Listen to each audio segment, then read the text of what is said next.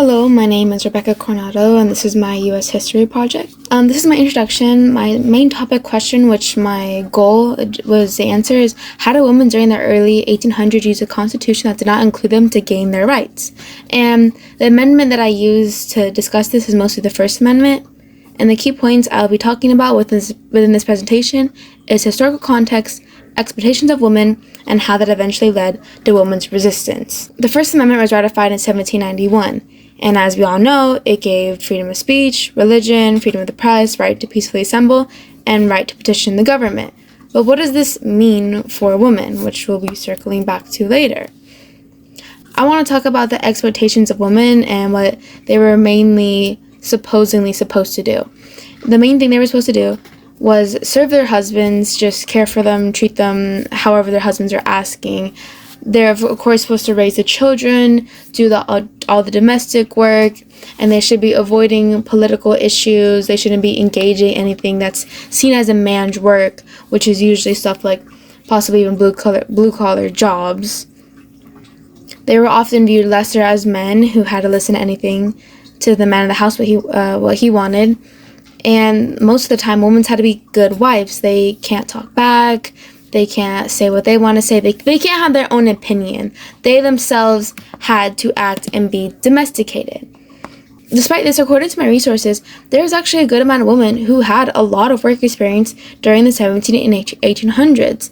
Now, this right here is just a really long quote from one of the sources I got, but essentially what the quote is saying, that there is less women working in the 1800s, working non-traditional jobs, than there was in the 1700s. Same thing compared to the 19th and 18th century. Essentially, it's saying that as time progresses, women are actually going into more quote-unquote traditional roles, which is weird because it's like you would think that they would be gaining more rights as time goes on and fighting for them, but actually it appears that they're falling into the more domestic jobs or certain things. Despite this, I use this to my advantage within my research, and I use this as evidence to prove that women are good at leadership roles. The beginning of the quote says, only 4 out of 5 female managers or business operators in the 1800s were innkeepers, boarding house managers, and so on. To get to a manager's position, you have to actually, most of the time, put in the work and show up and be a good leader. You also have to be a critical thinker and just be a good worker overall, showing that women are capable of making their own decisions. Going off of what women are supposed to do, while even including their work experience, you kind of see a rise of what I call resistance here. The biggest thing to me is motherhood and education. Motherhood, of course, the women are supposed to raise the children, but a lot of people were actually encouraging women to become educated, not for the sake of going to school and going to college and getting a job, but to raise the child better.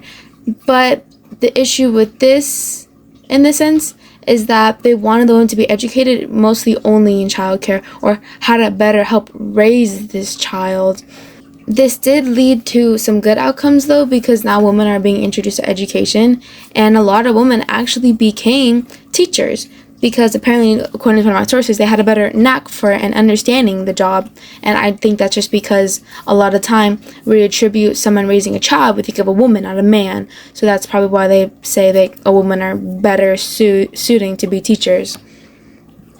So focusing more on the side of education, it just leads to curiosity.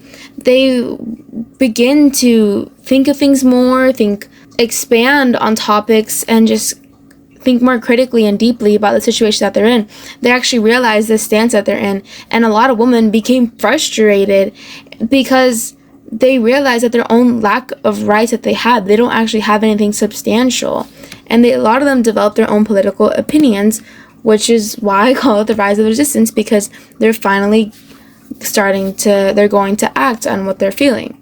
So the Benevolent Society and the Female Moral Reform Society in New York, it's essentially, as it states, it's just a reform society for women. And essentially what they would do is they would just assemble and they would persuade men to change laws by holding conventions, pamphlets, petitions, and everything like that. So although they themselves could not vote, they used their First Amendment right, which is the right to assemble and petition, to get men to help them change their rights for them and the laws for them. Another big thing during this is that a lot of women did not want alcohol to be legal because it was linked to domestic violence, because when a lot of men drank, they become angry, irrational, and a lot of times they took it out on the woman. So that's also a reason why the temperance movement became a thing. And that's why I have these photos here on the side. Overall, women use their personal work experience and educational experiences to their advantage to make political decisions through introspection. Introspection is just self-realization. It's realizing of yourself, thinking deeply about who you are. It's consciously deciding to change, because as they become more educated and aware of what they're going through, they're going to have to go through introspection and realize that, hey, I want to change. Hey, I want to fight for my rights. I want to be able to do what I want to do.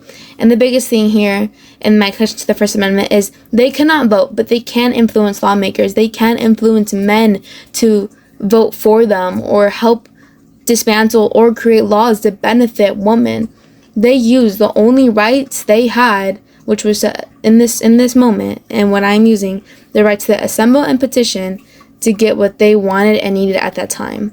In spite of everything they faced, they used the one good thing that they had and that they could use to their own advantage. And that's how the women's revolution, I want to say, started, because I feel like a lot of people don't touch on this. They're always focused on the 1900s, but it's good to see how far back these women's movements go. Thank you for listening to my very short U.S. history project on women's rights and the First Amendment. My name is Rebecca Coronado, and thank you again.